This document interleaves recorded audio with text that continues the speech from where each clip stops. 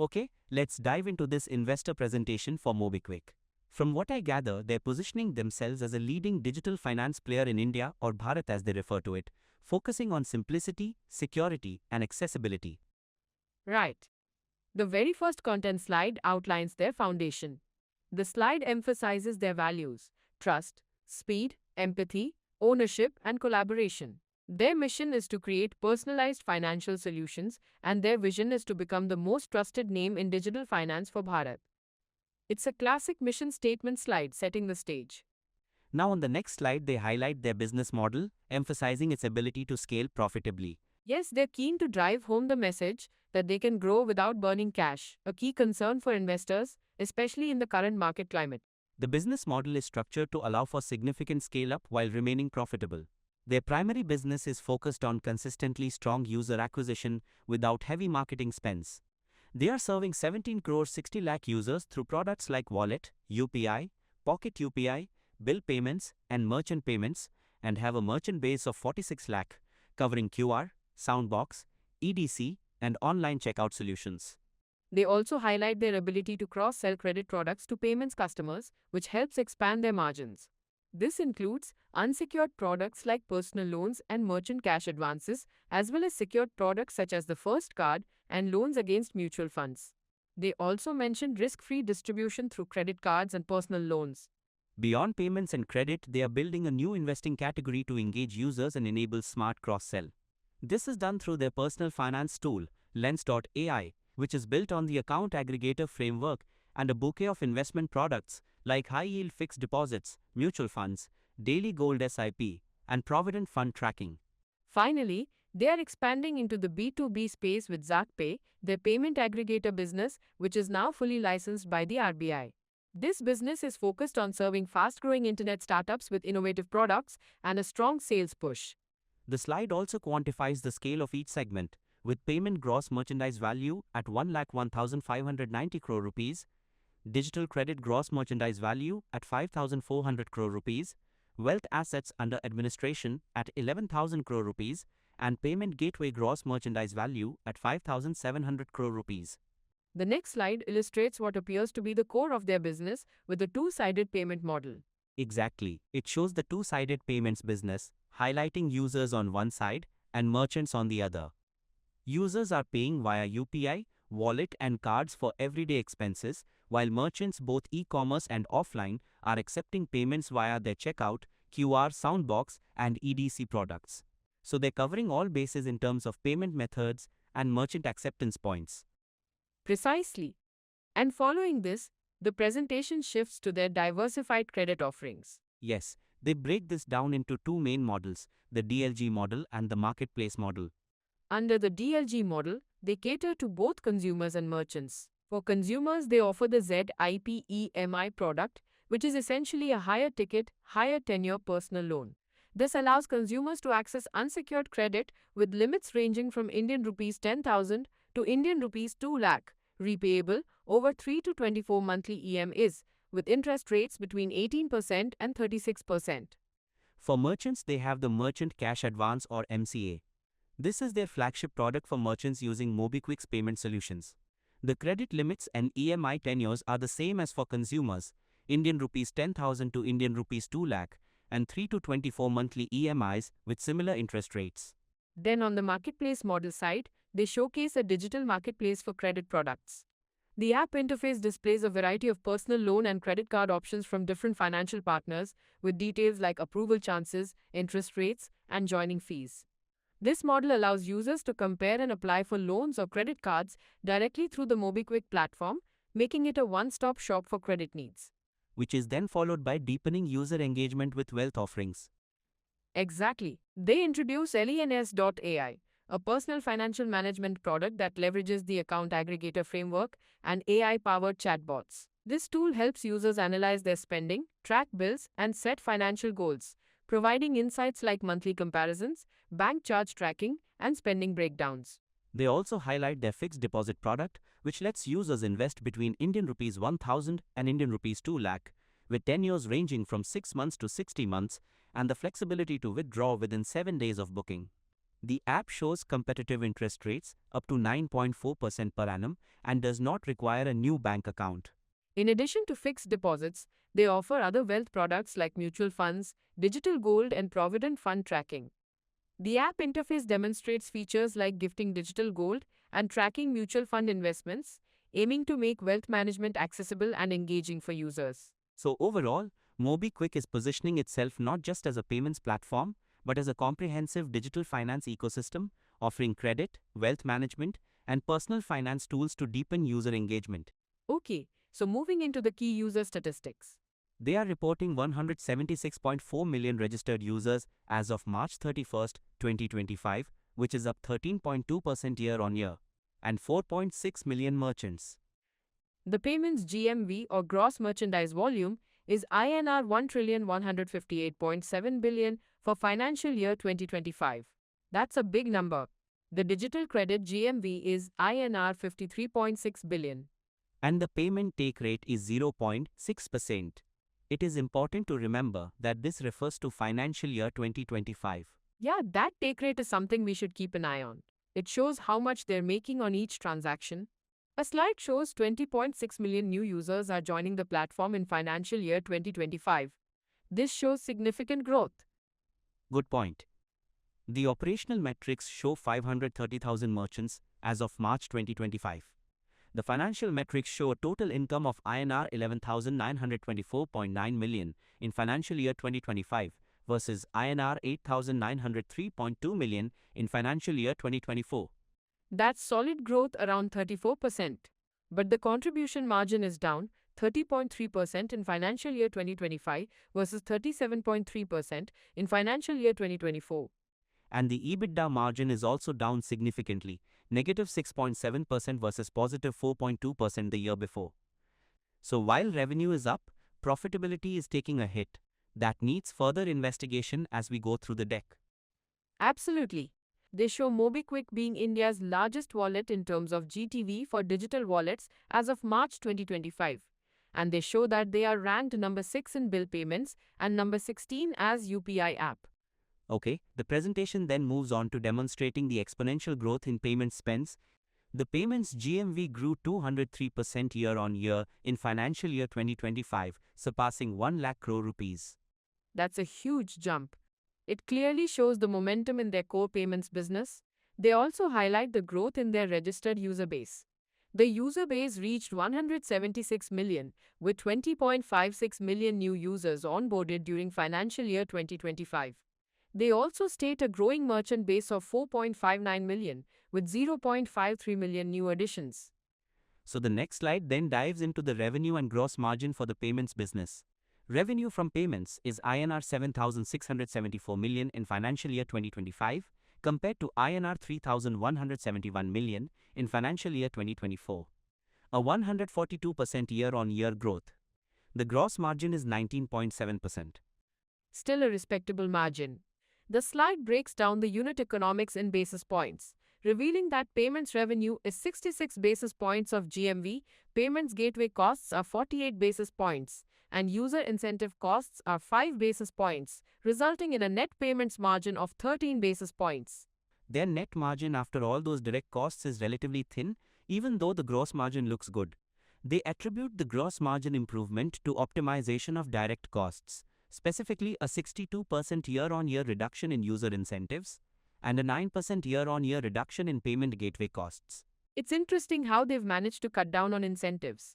It suggests they're becoming less reliant on promotions to drive volume. Let's move on to the next slide, which discusses revenue from financial services.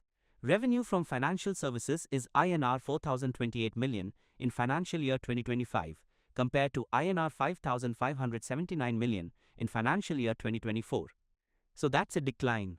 The gross margin is 46.7%.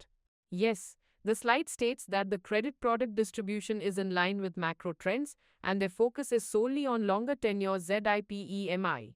It also notes that ZIP, which is their own credit product, is paused due to low lender appetite. That's clearly impacting their financial services revenue. The digital credit GMV, which is the total value of loans disbursed, is down to INR 53.583 million in financial year 2025 from INR 90.934 million in financial year 2024. A significant drop. They are also signaling better unit economics, with the revenue take rate up to 7.5% versus 6.1% in financial year 2024. The partnerships are with Poonawalla FinCorp, ABFL, Piramal, SMFG, Northern Arc, and Suryodaya SFB. They mention an increase in lending expenses as a percentage of digital credit GMV, which they attribute to lower disbursements and a shift to new DLG contracts, front-loading costs while deferring revenue. It appears there's some accounting going on that affects the numbers. They are expecting growth revival post Q2 financial year 2026 with early signs emerging. It looks like they're restructuring their lending business and hoping for a rebound later in the year. The total income build-up is on the next slide. It shows that total income for financial year 2025 increased by 34% year-on-year, but that the revenue mix tilted towards payments, leading to a lower portfolio contribution margin. Revenue from payments is INR 7,674 million, from financial services is INR 4,028 million, and other income is not a significant driver. Let's note that this is as a percentage of total income. The other income is INR 223 million. The fixed costs are INR 4,410 million in financial year 2025. The fixed costs as a percentage of total income are slightly higher in financial year 2025, but declined in Q4 financial year 2025. Also, there was a 5.4% Q-on-Q reduction in fixed cost. Shifting our focus to EBITDA and PAT, which are on the next slide. The EBITDA margin is negative 6.7% and the PAT margin is negative 10.2%. Both are significantly down. In terms of actual numbers, the EBITDA is negative 794 million INR, while the PAT is negative 1,215 million INR. A tough year for profitability. They attribute this to lower contribution margins because of lower financial services revenue and slightly higher fixed costs. Now, the next slide is a bit of a summary of what we've been discussing. They're highlighting that direct costs increased in proportion to revenue growth, payment CM is stable, but lending is impacted due to macro and accounting changes. The fixed costs continue because they are investing in new areas, but they also had a 5.4% Q-on-Q reduction. The presentation then transitions to a focus on quarterly performance, stating on the next slide, they are consistently achieving record high GMV in recent quarters. They are reporting a payments GMV of INR 331 billion for Q4 financial year 2025, up from INR 294 billion in Q3 financial year 2025. Registered users increased to 176 million. They are attributing this to exponential growth in payment spends, driven by significant growth in the registered user base. The next slide then highlights strong payments revenue growth and best-in-class gross margin of 23.9%. In Q4 financial year 2025, payments revenue was INR 2,116 million with 23.9% gross margin, which is up from 18.9% the prior quarter. This is driven by improvements from reduced user incentives and payments gateway costs. Moving on, the next slide discusses the growth revival expected post Q2 financial year 2026 with early green shoots visible. This is focused on the financial services segment. Right. They are stating that the credit product distribution is in line with macro trends, and their focus is on long tenure ZIP EMI. They are also talking about new products launched, secured products, and risk-free distribution. In Q4, they had 538 million INR in lending revenue, as compared to 730 in Q3. This decline is explained by low lender appetite, which is impacting financial services. They also say the take rate stands at 7.5%, with a slight dip likely if risk-free distribution increases. Then the following slide shows that payments revenue share rises as fixed costs decline. Payment revenue in Q4 was 2,116 million, while financial services revenue was 562 million. Other income rounds out the total. The slide shows a 5.4% Q-on-Q improvement in fixed costs. The contribution margin is 22.8% as compared to 26.6% in the prior quarter. This means in Q4 financial year 2025, they had lower costs but also lower revenues, especially from financial services. The presentation is saying that these emerging trends indicate improved profitability in the future. Next, EBITDA and PAT numbers are given on the next slide. The EBITDA margin is negative 15.5%, while the PAT margin is negative 20.1%. The numbers are close to the prior quarter, While the presentation is hoping for continued operating leverage to drive future profitability, the losses are still severe. The next slide shows their sustainable model historically. Right. The contribution margin and EBITDA are shown on a quarterly basis, highlighting the margin compression being experienced. This performance looks to be sustained long term. The next slide has the heading Unlocking Value, Key Growth Levers.